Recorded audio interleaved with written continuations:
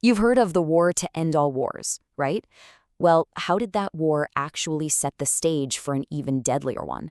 Today we're going to trace the dominoes from a flawed peace treaty all the way to the rise of the Third Reich. 40 to 50 million. Just let that number sink in for a second. That's how many people lost their lives in World War II. To really get our heads around how this all happened, we have to start with the sheer scale of the devastation. It's still, by far, humanity's most destructive conflict, a number so huge it's almost impossible to truly comprehend. So, the big question is, how? How did the world just plunge right back into total war only 2 decades after the so-called war to end all wars? Now, the answer is complicated for sure, but as you're about to see, this wasn't some random accident. It was a chain reaction, a series of very specific, predictable steps that led straight to another war. Okay, let's dive in.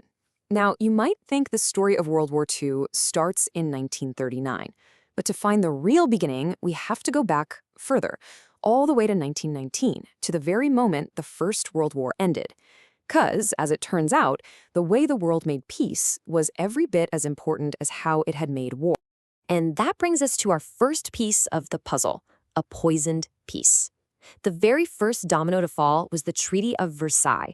It was supposed to create a lasting peace, but instead, its incredibly harsh terms just planted these seeds of resentment that would, explode into a full-blown catastrophe 20 years later.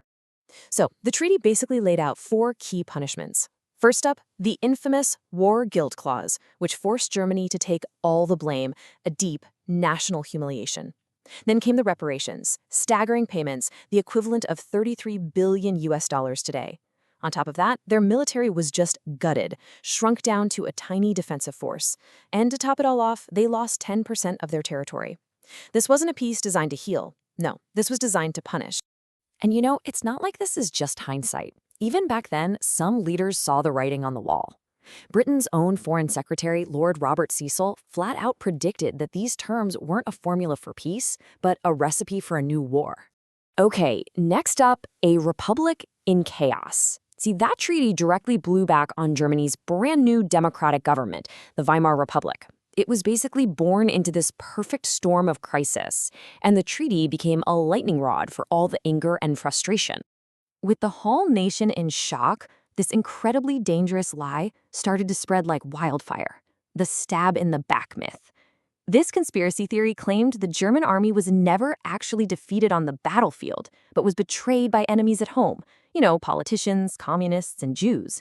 It was such a toxic idea, but it gave people a convenient scapegoat, and it became a cornerstone of extremist ideology. And the economic crisis that followed was just unimaginable. To try and pay its debts, the government just started printing money, which led to this catastrophic hyperinflation. I mean, people's life savings were wiped out overnight. You literally needed a wheelbarrow full of cash just to go buy a loaf of bread. The damage to the country's psyche was just profound. Which brings us to Section 3, Hitler's fringe movement. It was in this cauldron of humiliation and financial trauma that a small, radical group started to get some attention. At the time, the Nazi Party was really just one of many extremist movements yelling from the fringes of German politics.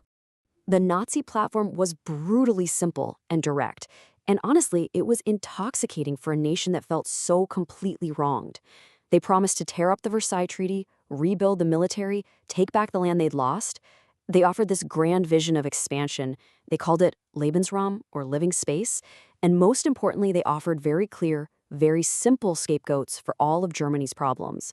So, in 1923, Hitler tries to seize power in this failed coup called the Beer Hall Putsch. It was a total disaster. But here's the crazy part. It was the best thing that could have possibly happened to him. His trial gave him this huge national stage to broadcast his message, and it turned him into a hero for right-wing nationalists. Then, in prison, he writes his infamous manifesto, Mein Kampf. All right, Section 4, Depression and Desperation. For a few years there, in the late 1920s, it actually looked like Germany might stabilize. Things were calming down. But just as this little glimmer of hope appeared, a global catastrophe hit, and it provided that final push into the arms of extremism. The Great Depression, which started in America, just slammed into Germany with brutal force. American loans vanished, businesses collapsed, and unemployment just skyrocketed.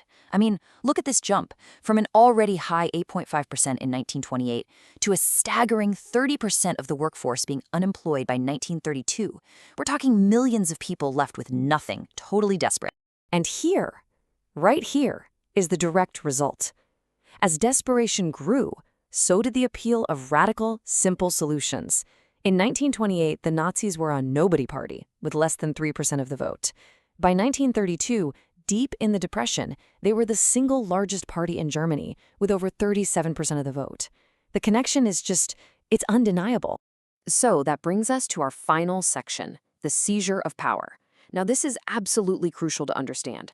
The Nazis didn't take power in some violent revolution. They were voted in. And once they had that legal foothold, they ruthlessly and systematically dismantled German democracy from the inside out. This timeline just shows the terrifying speed of it all. In January 1933, conservative politicians, thinking they could control him, made Hitler chancellor. Just 2 months later, the Enabling Act gave him the power to rule by himself. By July, all other political parties were illegal. And then, a year later, when President Hindenburg died, Hitler just merged the top 2 jobs, becoming the absolute Führer.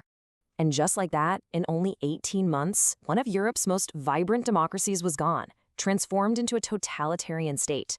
There were no constitutional limits left, no opposition, no free press. The path to war was now set in stone. The story of Germany in the 1920s and 30s is so much more than just history. It's a chilling lesson. It forces us to ask a question that feels just as relevant today as it was back then. When people are truly desperate, what kind of promises are they willing to believe?